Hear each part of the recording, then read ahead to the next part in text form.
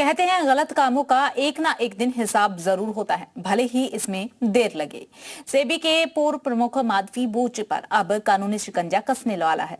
Court ने माधवी बूच पर FIR दर्ज करने का आदेश दे दिया है। भ्रष्टाचार के गंभीर आरोपों में घिरी माधवी बूच पर बाजार में हेरफेर करने और साथ ही निवेशकों को लूटने का आरोप है। आरोप यह भी है कि माधवी बूच ने कार्यकाल में बड़े उद्योगपतियों और रसूखदारों को फायदा पहुंचाने के लिए नियमों को ताक पर रख दिया था। माधवी पूरी तरीके से सेबी के कुछ अफसरों पर अब नकेल कसने वाली है।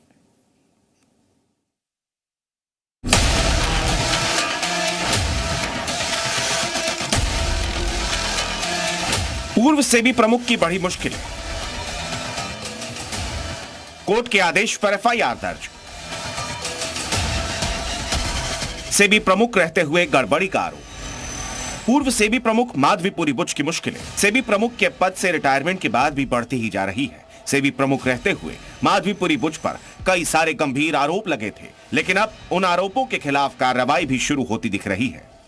जी हां, मुंबई की एक अदालत ने सेबी प्रमुख के खिलाफ एफआईआर दर्ज करने का आदेश दिया है। स्पेशल एंटी करप्शन कोर्ट ने सेबी प्रमुख के खिलाफ यह आदेश दिया है। कोर्ट ने प्रथम दृष्टया साक्ष्य के आधार पर जांच के निर्देश दिए हैं। कोर्ट ने सेबी से जुड़े दूसरे अधिकारी और बीएसई अधिकारी के खिलाफ भी मामला दर्ज करने का आदेश दिया है। न्यायाधीश एसई बांगर की कोर्ट ने एफआईआर दर्ज करने और जांच के आदेश दिए हैं। कोर्ट में दायर याचिका में याचिकाकर्ता ने सेबी प्रमुख सहित दूसरे अधिकारियों पर भी कई गंभीर आरोप लगाए हैं। याचिका में जो आरोप लगाए गए हैं उसमें यह कहा गया है कि सेबी अपने कर्तव्यों का पालन करने में विफल रहा है। सेबी ने बाजार में हेराफेरी को बढ़ावा दिया है। सेबी ने कॉर्पोरेट धोखाधड़ी को संभव बनाया। सेबी ने एक ऐसी कंपनी के आईपीओ की लिस्टिंग को मंजूरी दी जिसने जरूरी नियमों को पूरा नहीं किया था। जिस कंपनी के आईपीओ की लिस्टिंग को मंजूरी दी गई वो इनसाइडर ट्रेडिंग, शेयर की कीमतों के हेरफेर करने में शामिल थी। इनसाइडर ट्रेडिंग शेयर की कीमतों में हेरफेर करके निवेशकों को ये झूठा भरोसा दिलाया कि कंपनी वित्तीय रूप से मजबूत थी। कंपनी के प्रमोटर्स ने लिस्टिंग के बाद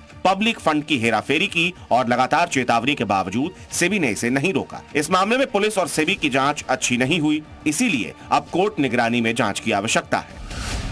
कोर्ट इस मामले में प्रथम दृष्टया साक्ष्य को जांच के योग्य मानते हुए एफआईआर दर्ज कर जांच के आदेश दिए। साथ ही कोर्ट ने कहा कि धारा 156/3 सीआरपीसी के तहत इस याचिका को स्वीकार किया जाता है। एंटी करप्शन ब्यूरो वर्ली को आईपीसी, भ्रष्टाचार निवारण अधिनियम, सेबी अधिनियम और अन्य कानूनों के तहत एफआईआर दर्ज किया जाए। कोर्ट की निगरानी में जांच होगी। 30 दिनों के भीतर स्टेटस रिपोर्ट पेश की जाएगी। माधवीपुरी बुच जब सेबी प्रमुख थी तो उस दौरान उन पर इनसाइडर ट्रेडिंग से लेकर कई कंपनियों को फायदा पहुंचाने तक के गंभीर आरोप लगे। यहां तक कि पिछले साल संसद की लोकसभा समिति ने पूछताछ के लिए सेबी प्रमुख को समन भी जारी किया था। ब्यूरो रिपोर्ट, जी मीडिया।